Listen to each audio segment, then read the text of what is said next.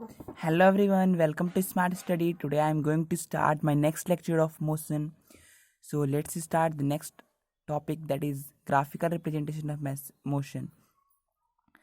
Graph provide a convenient method to present basic information about a variety of events. Graph हमें convenient method provide करता है ताकि किसी भी वैरायटी ऑफ इवेंट का जो बेसिक इन्फॉर्मेशन है उसको हम प्रेजेंट कर सकें. Example, the telecast of one day cricket match.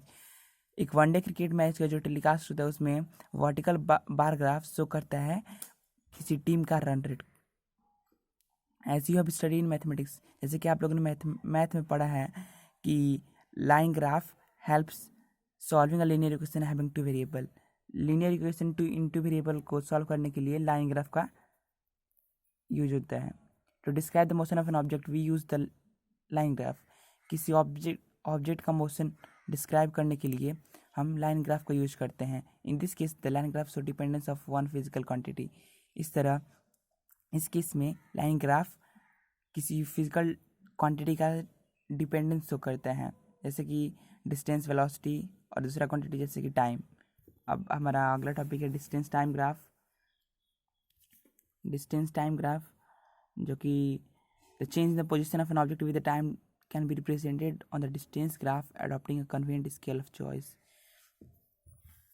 किसी ऑब्जेक्ट के पोजीशन शो करने के लिए हम डिस्टेंस टाइम ग्राफ का यूज करते हैं. हम कोई भी अपने चॉइस के हिसाब से उसका स्केल लेते हैं और इसमें टाइम जो होता है वो एक्स एक्सिस पे टेक किया जाता है, मतलब लिया जाता है, और जो डिस्टेंस है वो वाई एक्सिस पे.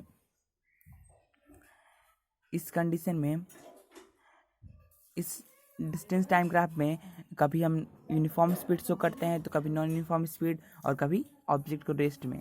जैसे एग्जांपल एक दिया है यहाँ पे ग्राफ जो कि यूनिफॉर्म स्पीड से ऑब्जेक्ट मूव कर रहा है. यहाँ पे टाइम दिया है एक्स एक्सिस पे और वाई एक्सिस पे डिस्टेंस दिया है, और ये यूनिफॉर्म स्पीड से ऑब्जेक्ट मूव कर रहे हैं.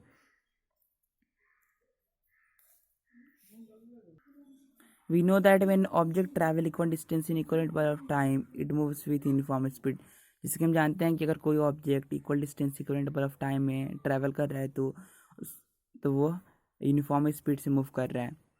This so that the distance travel by the object is directly proportion to the time taken. तो ये शो कर रहा है कि जो डिस्टेंस ट्रैवल है किसी ऑब्जेक्ट के द्वारा जो डिस्टेंस ट्रैवल किया गया वो डायरेक्टली प्रोपोर्शन है टाइम टेकन के. Thus for uniform speed a graph of distance travel against time is straight line, या कि ये straight line as shown in figure. जैसे कि हम लोग अभी 8.3 फिगर में देखें, जो यूनिफॉर्म स्पीड होता है वो ऐसे ही शो किया जाता है. The portion O B of the graph shows that the distance is increasing at uniform rate.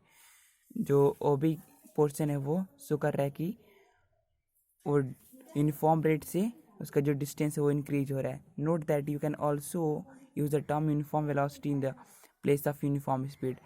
आप यूनिफॉर्म स्पीड की जगह यूनिफॉर्म वेलोसिटी भी यूज कर सकते हैं अगर आप जिसका मैग्नीट्यूड डिस्टेंस की जगह डिस्प्लेसमेंट यूज कर रहे हैं. तो अगर जो डिस्प्लेसमेंट इक्वल, अगर वो डिस्टेंस की इक्वल होगा तो आप वेलोसिटी, यूनिफॉर्म वेलोसिटी भी यूज कर सकते हैं. We can use the distance time graph to determine the speed of an object. हम डिस्टेंस टाइम ग्राफ यूज करते हैं ताकि किसी ऑब्जेक्ट का स्पीड निश्चित कर सकें. To do so consider a small part of A B of the distance time graph shown in figure 8.3. Draw a line parallel to x axis from the point A and another line parallel to y axis from point B. These two lines meet each other at point C to form a triangle ABC.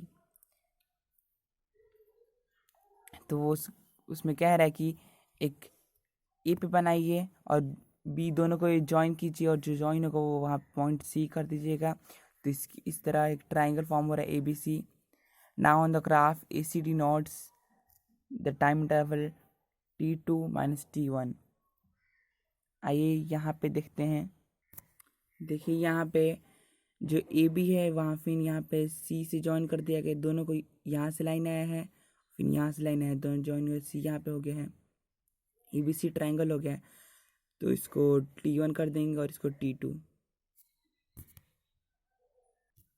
और जबकि while BC correspond to the distance s2 minus s1, we can see from the graph that as the object moves from the point A to B, it cover a distance s2 minus s1 in time t2 minus t1.